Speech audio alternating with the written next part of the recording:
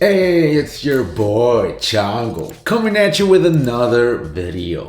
This video is Matt McCusker explains what he did with all his money.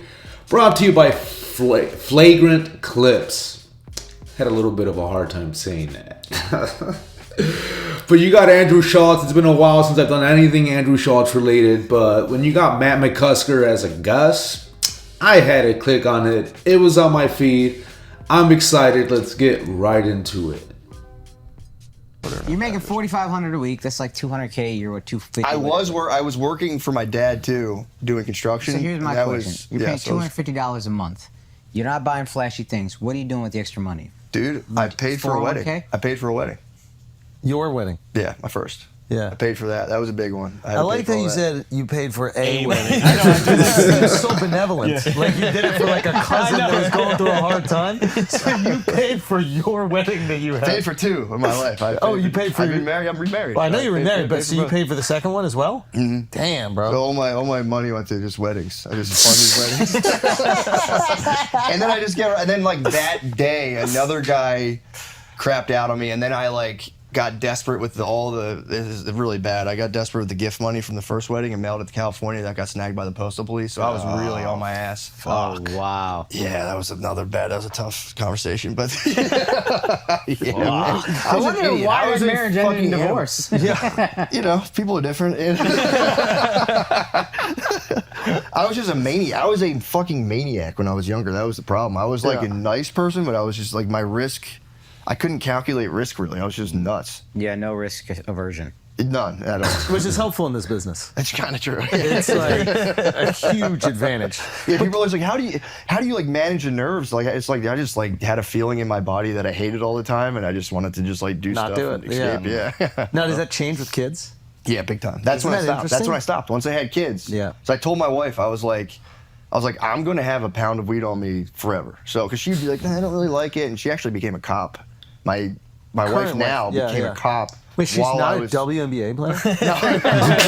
that was great. Well, dude, that's so good. That was so good. Dude, that I saw. Were you aware of it? Yes, I saw the day before. She was like, she didn't know. She knew. Shane was. We weren't going to go until like last minute. I was like, you know what? I think it'll be fun to go. And because at first I was like, I'm cool, and she found out. She's like, I want to go. And I was like, all right, fine, we'll go. So like 2 days before, I'm like, hey, we're gonna go. And Shane's like, hey, blah blah blah. I texted Brittany like, would you be cool with this? And then I read the text, and I was like, dude, that's so funny. So yeah, that was really good. So she was aware of it. She didn't realize she was gonna be like front and center in that way. He just thought she was gonna he was gonna bring her up. Oh, I thought she sold. I thought she sold it well. Really well. When we got there, he was like, hey, you're probably gonna be on camera, and she was like, what?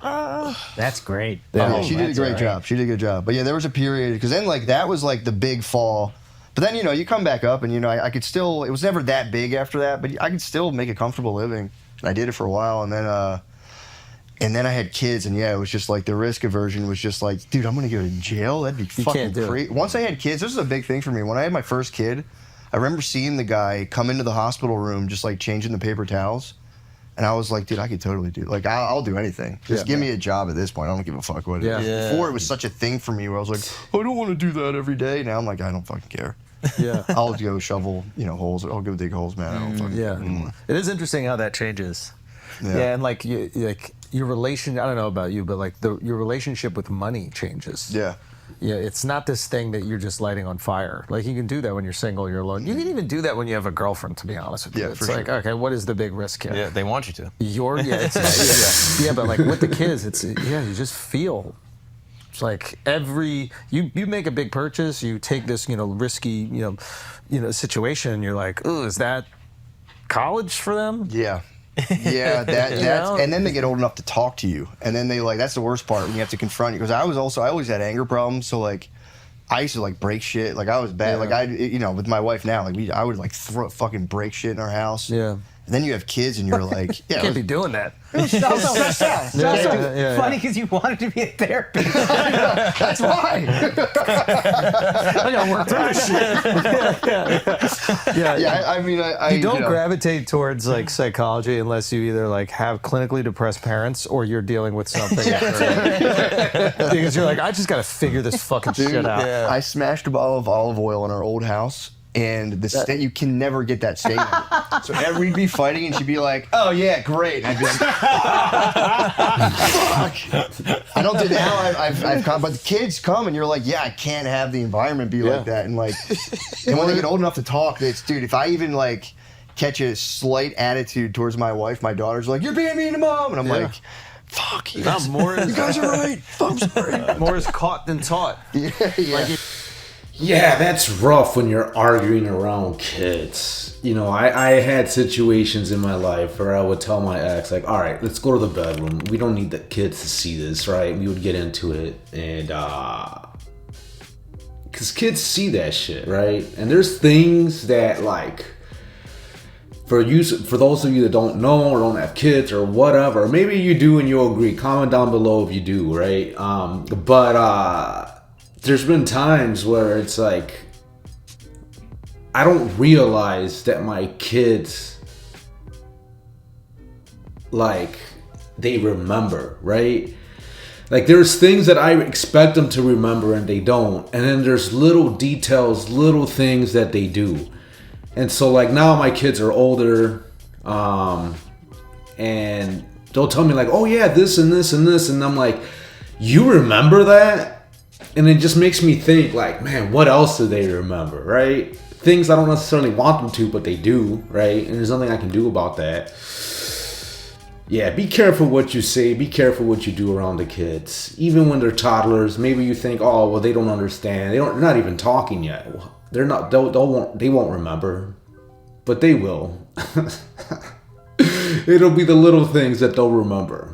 So, anyways, let's carry on. If you look back and think about like how many things your parents taught you with their words, like I don't know how many things my dad like said, hey, you're gonna learn how to do this. Like I distinctly remember him telling me the importance of apologizing, which now I know as a married man came from my mom. but in the moment I was like, okay, I guess you just do apologize. You just learn and like you take accountability and it allows you to move on. Like I remember him like sitting me down and like teaching me that or whatever. Outside of that, like I've learned everything about like who I am as a person from just observing him with other people. Yeah. So it's great that you keyed in on that because that's the expectation that they'll have for a relationship. Yeah. You know? No, big time, man. And that was like, you really, that was like kids. I was already trying to like get myself together. I mean, the worst part is at the time before I had kids, I'm like, bro, I remember when I was in social work school, they were like, you got to go to a therapist yourself.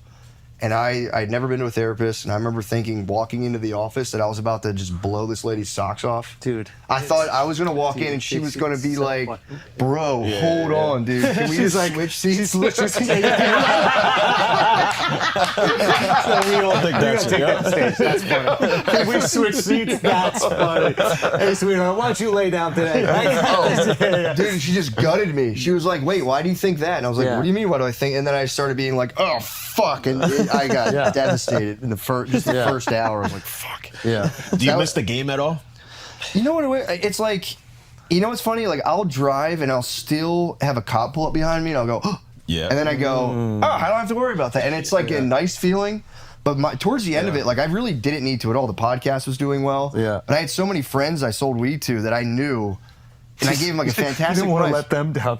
Well, really, because I was like, they're going to get cooked, man. I'm like, they're going to get cooked. I can't have it. I can't have it. There's an injustice in this town. And part for me, the part was like, market, dude. They're going to get gouged. Well, the weed price just plummeted, dude. It used to be so high, and there was a point where like it plummeted, but there's a lot of people who didn't know it plummeted. So you have like, so you could take advantage of that arbitrage. Oh my God, bro, you could. Oh, he wants back in. There were still $400 ounce guys that you'd be like, oh my fucking God, I can't believe he paid. But then I was like, you know what? It just became like I became friends with people. There was like, you know, when you do that, that's like the only people you're really talking to. Yeah. And then I was just like, you know, the part of like being like addicted to it was like, I still love this of like when I go into a house and you get to pop open pounds of weed and like smell them and see all the different kinds and be like, I want that one, this one, blah, blah, blah, blah. And then you get to show it and they're like, oh, this is awesome. Like, I love that. It's like a wedding, you know? You're tasting all the cakes. It really is. But then it was just kind of like, you know, and they were just like, you know, you just deal with people for years. And it's like, they're like, man, I just like dealing with you. I don't know what I'm going to do. And some people like, you know, a huge chunk of their livelihood depended on it. So eventually, yeah, I just kind of handed it off. I was just like, you know, and did you give your Rolodex to like someone you know? Yeah, keys. That's actually how I got in the game. Yeah, like somebody gave me a Rolodex. You go, here's everybody, it's all you guys, you know, blah, Do you blah, just blah. call them like on a cold call, like, hey, we've actually changed hands? They tell them like, hey, this is my new guy now. Is and it then like when I get you're at a calls from them. restaurant Yeah. and like the waiter comes over, like, my shift is over, so Janine is actually going to take over for It's kinda, Yeah. Wow. Yeah, you just have a tear come by, like, see you, man.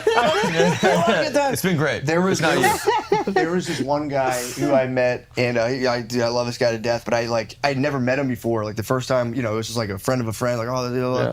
So I had gotten rough directions to his house, and he was an older guy, and they were like, you know, blah blah blah. I called him. He's like, yeah, I'll be in my house, but it was like a driveway situation with like multiple houses, like kind of like in the sticks a little bit, and I pull up this driveway, and I'm terrible with directions, and I'm like, I think this is this guy's house, and I was just like, all right. So I like walk into this dude's house with a school bag with 2 pounds of weed in it, and there's another older guy outside. So I'm like, okay, like older guy, you know. I'm like, hey, I'm looking for blah, blah. And he goes, the guy's hammered. He's like, he's in his bedroom. And I was like, it's fucking weird for an old man to say another old man's in his bedroom. And I'm like, what the fuck's he? Why are they living together? And I walk up, I just knock on the door, no answer, and I open the door. There's like a fucking 12-year-old boy in his room, like, I was like, whoa, no. And I come out, and I was like, oh, fuck. And I come out, and the guys, I like explained to him, like, hey, I'm looking for, and the guy, like, I got through his drunk, he was like, oh, dude, he's in the, I thought you're one of my friend's buddies. I'm like, bro, I'm fucking 30 years old. What are you talking about? I have gray hair, dude. Wait, why the fuck was there a 12-year-old boy in the bed? It was his son. I was in the wrong house. Oh my God. I just walked into the wrong house. I thought you walked into like a. No.